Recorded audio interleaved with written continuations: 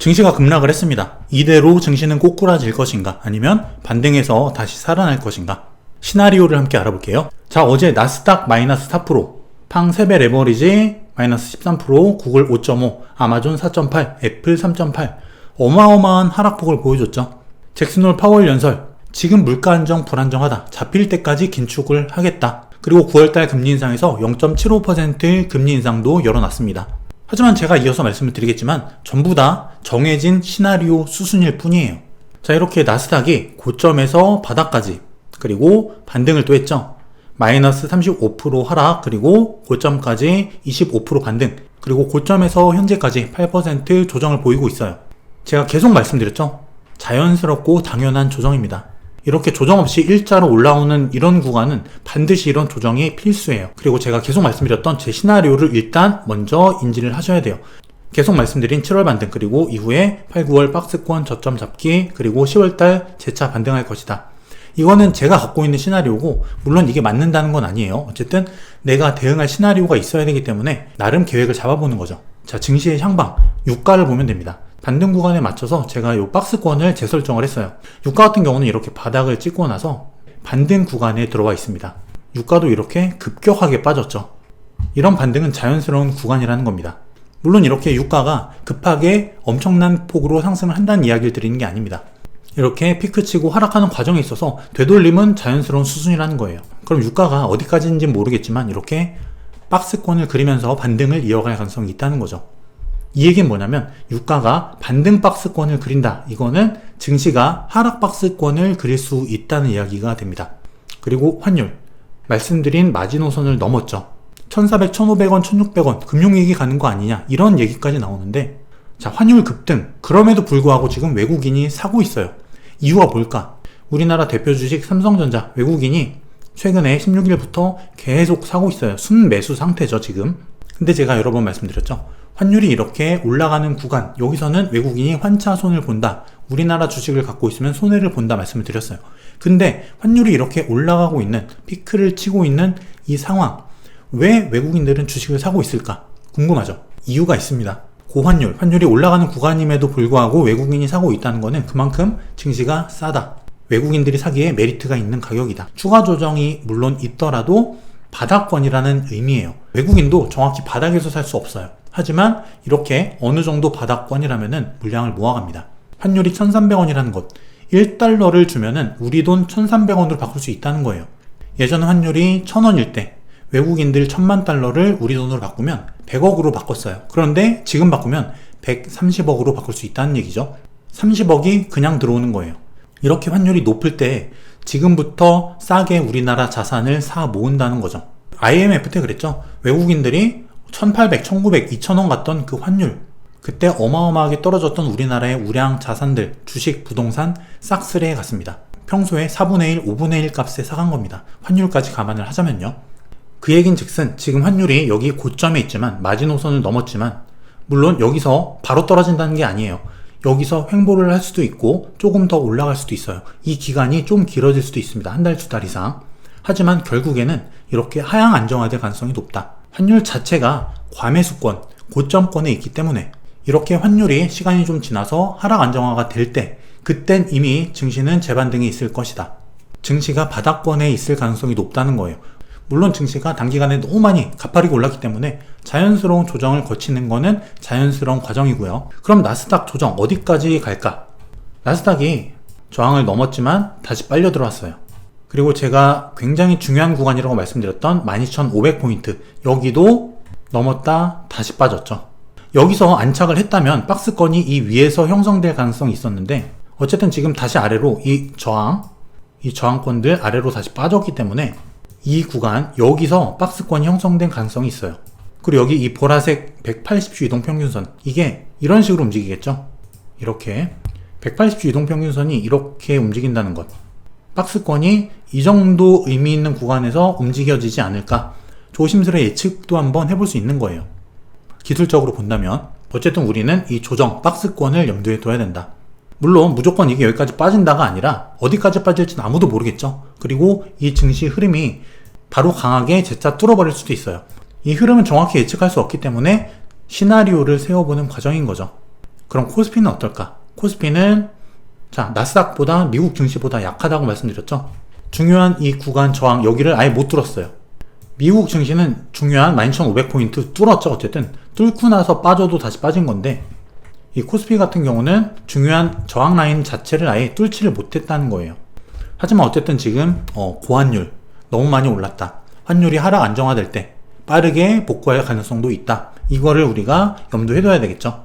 어쨌든 중요한 구간을 못 넘었기 때문에 코스피 같은 경우는 뭐 요런 정도의 박스권을 예상해 볼 수 있겠죠. 마찬가지로 이게 여기까지 무조건 빠진다, 빠졌다 다시 올라간다 이런 말씀 드리는 게 아니에요.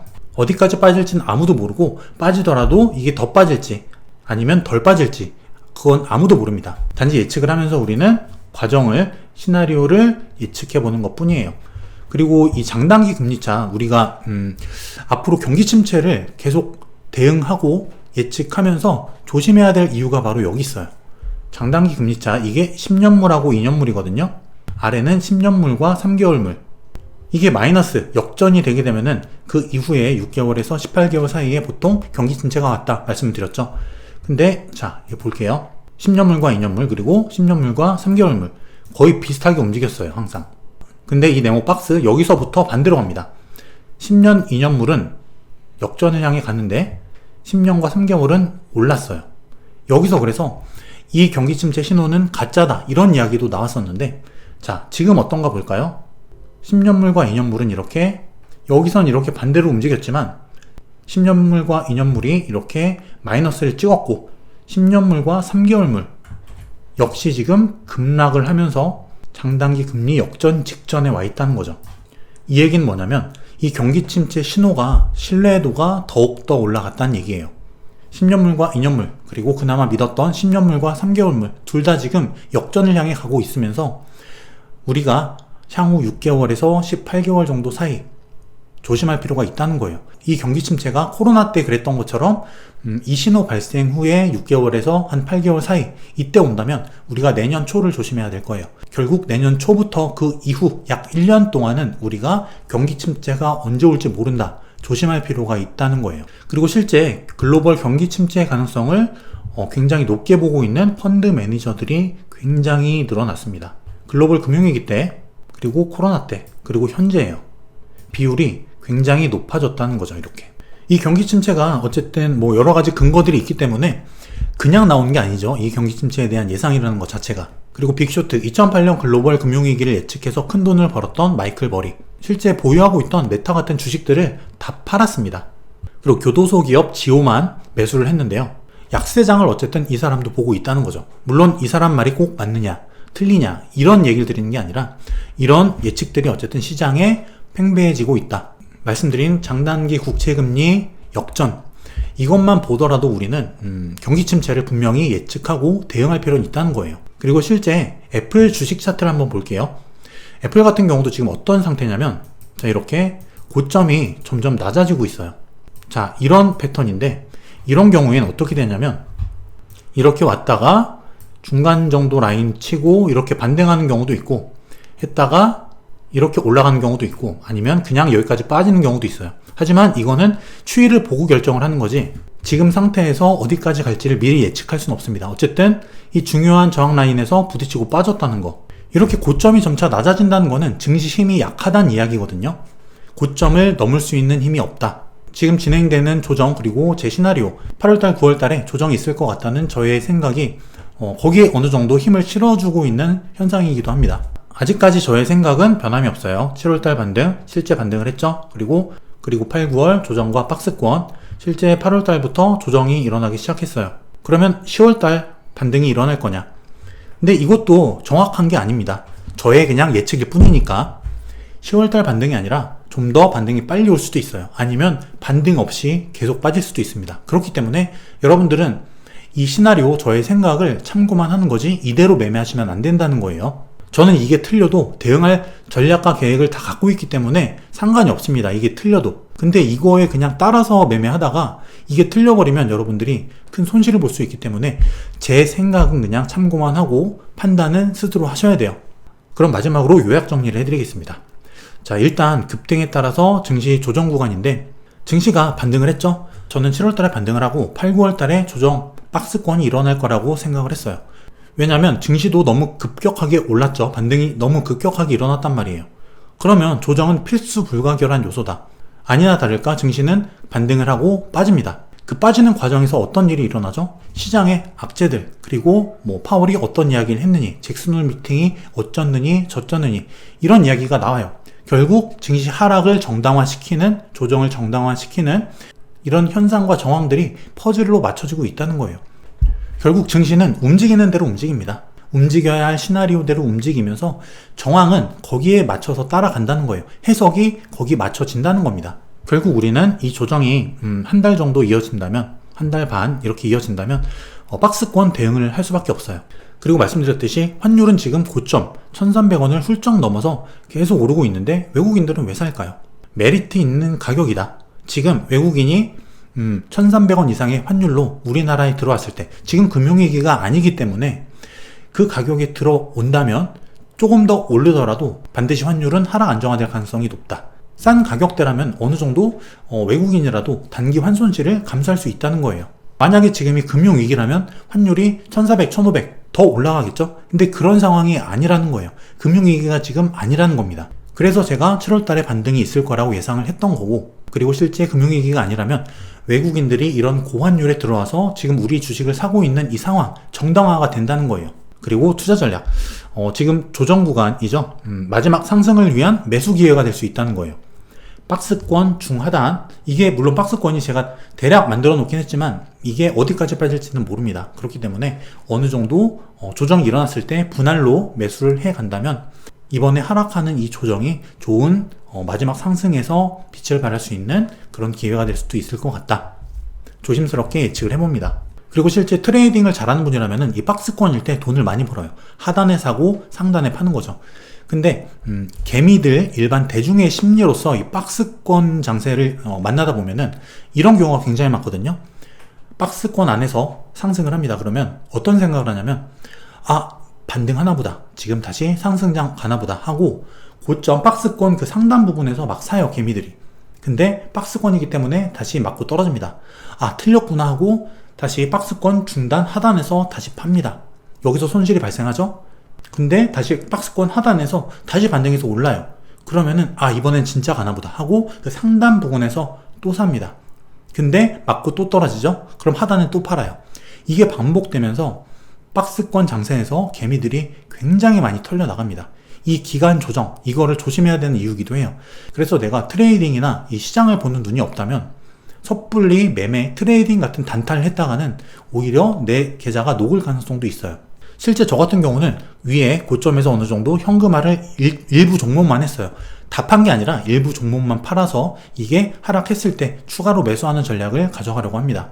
하지만 이거는 개인적인 투자의 성향, 그리고 트레이딩 기법을 본인이 어느 정도 갖고 있느냐, 여기에 따라 다르기 때문에 제가 여러분들한테 지금 팔아서 나중에 사라 이런 말씀 드리는 게 아니에요.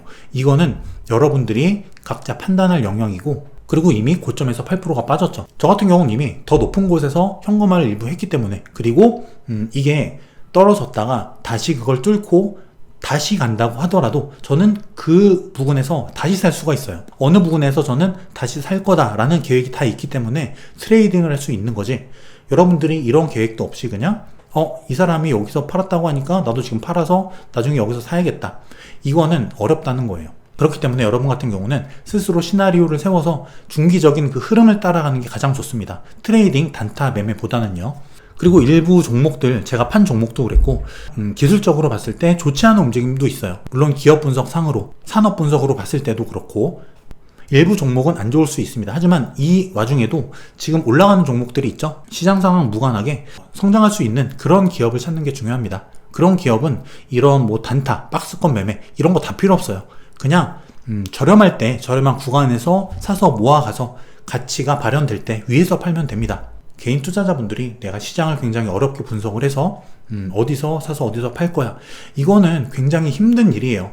전문가들도 어렵습니다. 그렇기 때문에 좋은 기업을 사서 싼 구간, 밸류에이션, PER, PBR 이런 게 저렴할 때 앞으로 더 많이 성장할 수 있는 기업을 싸게 사서 성장 과정, 그 고점 부분에서 나눠서 파는 게 제일 좋은 방법이라는 거예요.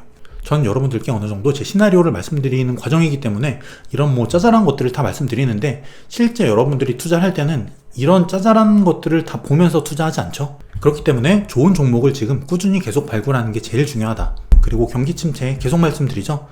여기에 대해서는 반드시 대비가 필요하다는 생각이에요. 저는 몸살일 때는 확실히 살입니다. 못 벌어도 돼요. 어차피 시장의 기회는 무궁무진하게 앞으로 계속 남아있기 때문에 돈을 못 벌 때 못 벌더라도 위기를 피하는 게 훨씬 더 중요해요. 그래야지만 그 위기의 저점에서 그 위기를 기회로 바꿀 수 있기 때문에 향후 경기 침체에 대한 대비는 반드시 하자.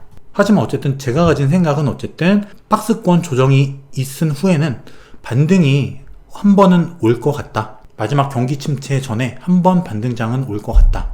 그래서 이 구간 저점이 온다면 여기서 한번 분할로 한번 담아보면 어떨까? 이런 생각을 조심스럽게 말씀을 드리는 거죠. 하지만 제가 항상 강조드리죠. 시나리오는 각자 세우는 거고 각자 판단, 각자 성향, 각자 가진 자금의 성격, 여기에 따라서 투자 방식이 다 바뀌기 때문에 제 걸 무작정 따라하시면 안 된다는 거예요. 그리고 댓글로 주식 공부 여쭤보시는 분들이 많은데, 주식 공부가 좀 막막하다면 제가 새로 런칭한 주식 강의, 온라인 강의를 통해서 공부해 보시는 것도 좋습니다. 주식 감을 잡는 데 도움이 되실 거예요. 그럼 저는 다음 시간에 더 좋은 컨텐츠 가지고 또 찾아오겠습니다. 감사합니다.